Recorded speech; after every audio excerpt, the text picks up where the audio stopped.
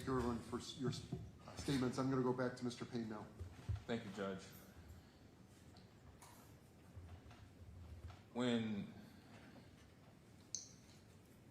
I first met Mr. Mosley, he was nothing short of tremendously remorseful.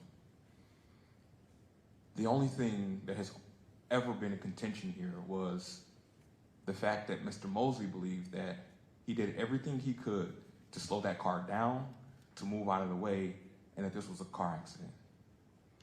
When we went to trial, the defense did not lie to the jury. We did not mislead the jury in any way. We wanted, Frank Mosley specifically, wanted them to see that it was an accident. He pressed the brakes as hard as he could, we heard testimony. It broke the BMW system, how hard he pressed those brakes. He swerved around cars.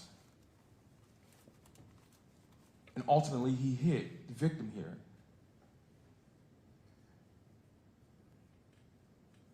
As I said before, and I'll say again, she did nothing wrong.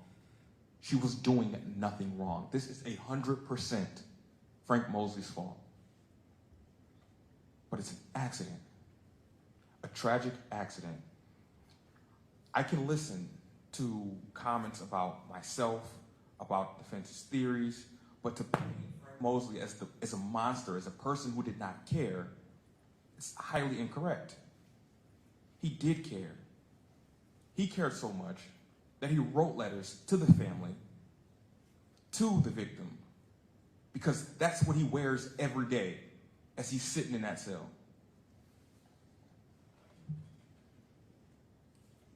Judge, I'll read what Mr. Frank said to the PSI writer.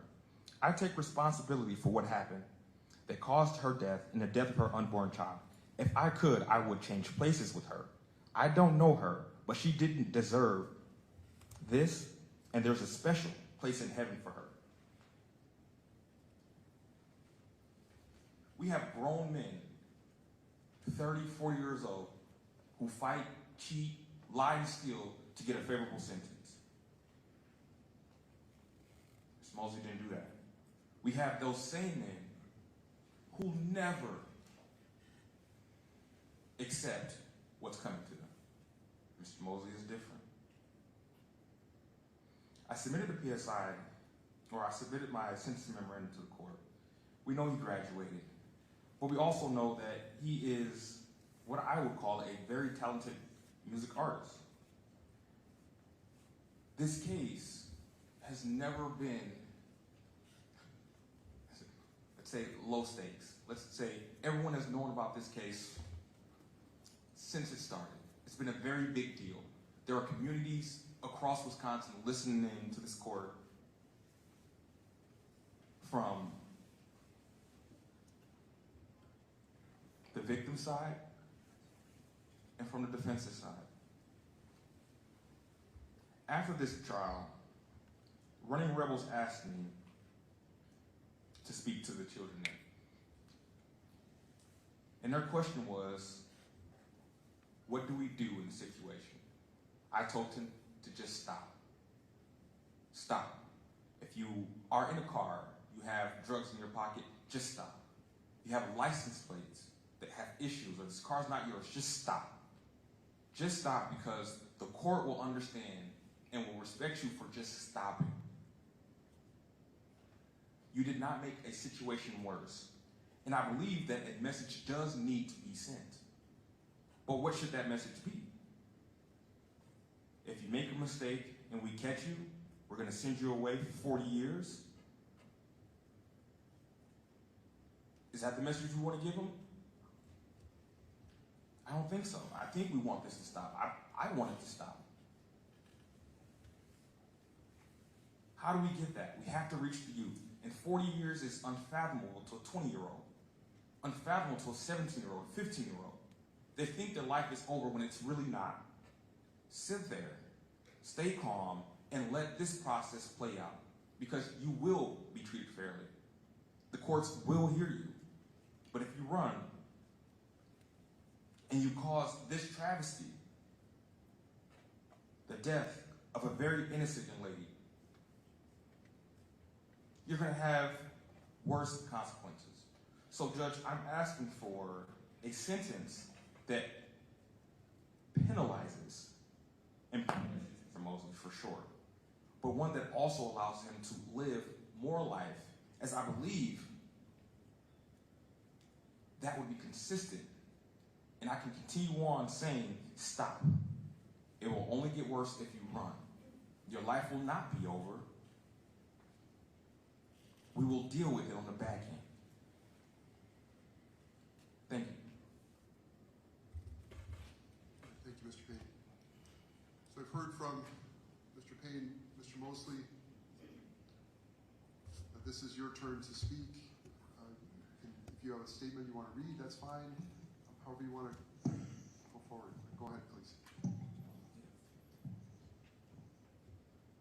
Initially, I had a statement wrote that I wanted to say to the family, but I'm gonna just do this one from the heart. My deepest condolences goes to Aaron's family. And what happened on November 2nd, it wasn't meant to happen.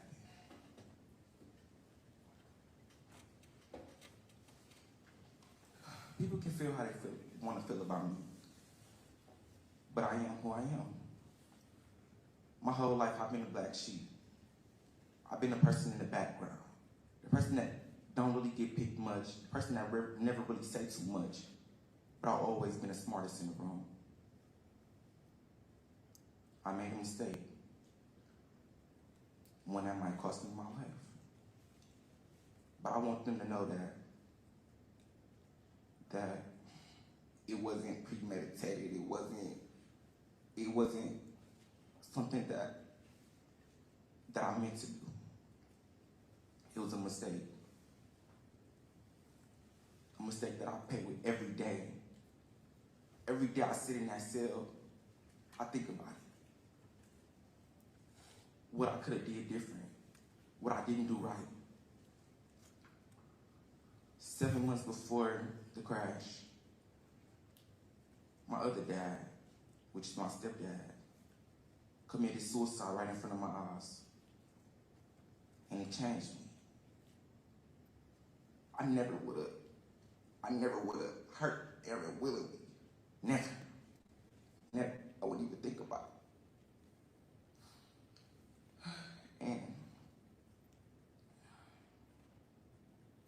And I wish I could take it back, but I can't. So I talk to God about it every night. And I believe she do deserve a special place in heaven. Because she didn't deserve that. Thank you. Thank you. All right. That concludes all the statements from both parties then. I'm just going to take a couple of minutes off the record here. I'm going to ask everyone to wait. It'll just be a couple of minutes and I'll explain the sentence in just a moment.